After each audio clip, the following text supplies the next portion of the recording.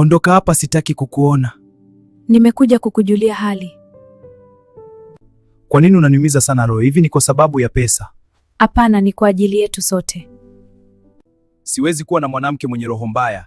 Naomba tuachane. Please, no.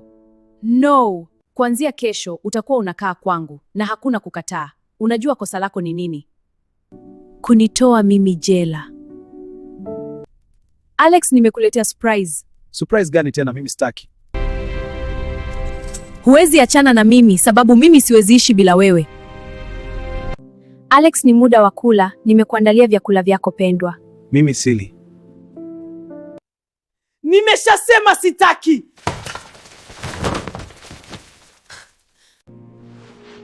Please Alex, kula kitu. Niondoe kwanza, hizi chains ndio nitakula. Naenda kazini. Nitarudi baadaye. Usijaribu kutoroka. Hii ni simu ya sekretari wangu, kwa nini ipo hapa? Nifanye nini ili unipende kama zamani? Unabidi uwe mkweli. Niulize chochote nitajibu. Umemfahamu sekretari wangu? Hapana, kwani ni nani? Oh, okay. Leo nitamtafuta sekretari wangu. Itabidi nitumie simu ya sekretari wa Alex, nijifanye kama ni yeye ili Alex asinistukie.